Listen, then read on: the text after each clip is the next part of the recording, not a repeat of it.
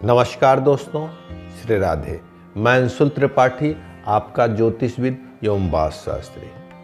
मित्रों, हम समय समय पे आपको ज्योतिष, त्यौहार एवं वास्तु संबंधी चीज़ों के बारे में जानकारी देते रहते हैं। उसी श्रृंखला में आज हम वास्तु से संबंधित एक महत्वपूर्ण विषय पे आपसे बात करना चाहते हैं।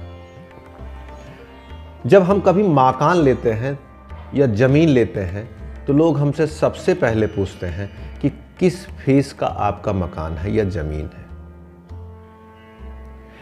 पूरब और उत्तर को बहुत अच्छा माना जाता है। पूरब पे हमने वीडियो बना दी है। आज हम उत्तर दिशा पे बात करते हैं।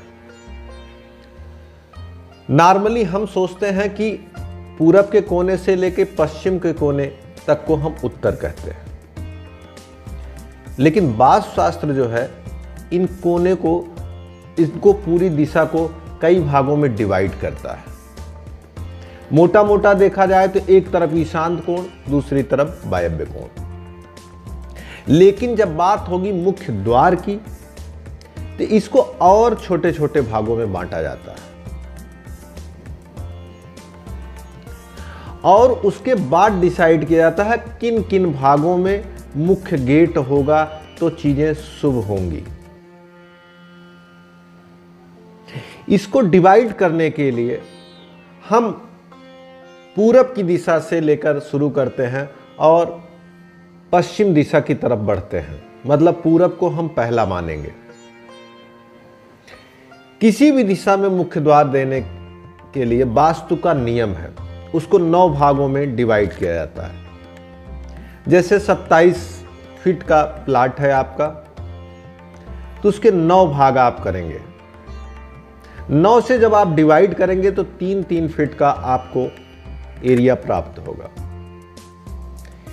इस 3-3 फीट के एरिया के अलग अलग मालिक हैं वास्तु के अनुसार, जिसे मैं आपको बता देता हूं। पूरब और उत्तर के कोने से हम शुरुआत करते हैं। पहला हिस्सा जिसको बोलते हैं शिखी, दूसरे हिस्से को दिति, आदिति, भुजंग, सोम, भल्लाट, मुख्य, नाग और रोग। रोग है दक्षिण, माफ करिएगा, पश्चिम और उत्तर के कोने के भाग के मालिक।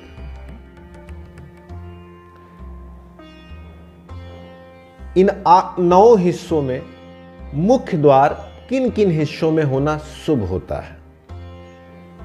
इसमें 2 हिस्से ऐसे हैं जो मकान के लिए सबसे शुभ होते हैं, सोम और भल्लाट। पूरब उत्तर के हिस्से से अगर गिना जाए तो 5वां और 6वां, मतलब 3-3 फीट के हिसाब से आप 12 फीट को पहले छोड़ दें। उसके बाद जो 6 फीट आते हैं उनमें से ही गेट मुख्य गेट रहे तो उत्तर दिशा के मुख्य गेट का विशेष लाभ होगा। अगर वो आगे पीछे होता है तो जो उत्तर दिशा के मुख्य द्वार का आपको लाभ पता है, जो शुभता पता है, वो आप नहीं पाएंगे। ये वास्तु का नियम है, क्योंकि अलग अलग जो उसके स्वामी हैं उनके अनुसार वो फल देता है। जैसे हम आपसे बता दें कि वायव्य कोण का जो मुख्य द्वार होता है पश्चिम और उत्तर के कोने का, मेरे अनुभव में सैकड़ों मकानों में हमने देखा उस घर में रहने वाले किसी न किसी एक आदमी के जीवन में अस्थिरता ज्यादा रहती है। अस्थिरता 2 तलों पे होती है, शारीरिक और पारिवारिक।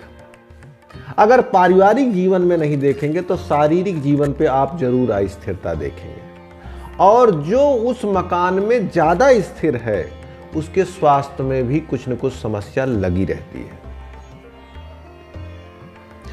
वायव्य कोण इसको बोलते हैं। वायव्य कोण के मुख्य द्वार पर घर में स्वास्थ्य समस्या लगी रहेगी, या तो वहां में रहने वाला आदमी बराबर यात्राएं करता रहेगा। और योजनाएं और प्लान उस घर में खूब बनते हैं, लेकिन उनको सकारात्मक रूप देने में बाधाएं बार बार आती हैं। ये मेरे अनुभव में भी आया है। तो मैं आपको फिर एक बार बता देता हूं, उत्तर की दिशा में अगर आप मकान बनवाते हैं और मुख्य गेट अपना उत्तर की तरफ देना चाहते हैं, तो आप बताए हुए जो नियम है, यह वास्तुसम्मत नियम है, 9 भाग डिवाइड करेंगे, 4 भाग छोड़ेंगे, पूरब और उत्तर के कोने से काउंट करिएगा, 4 भाग छोड़ेंगे, 5वें और 6वें भाग में आप जाकर मुख्य गेट रखिएगा। बहुत छोटा एरिया होने पर अगर मुख्य गेट की दिक्कत आ रही हो, तो इसमें से कुछ भी हिस्सा अगर मुख्य गेट में शामिल हो जाए, वो भी श्रेष्ठकर होगा।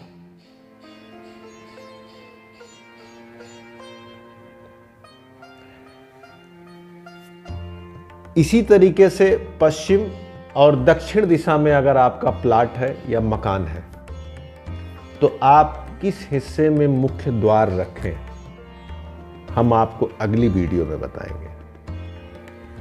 अभी तक हमने 2 वीडियो बनाई, एक पूरब और दूसरी उत्तर के संबंध में। इसी तरह से हम वास्तु संबंधित वीडियो आपको देते रहेंगे।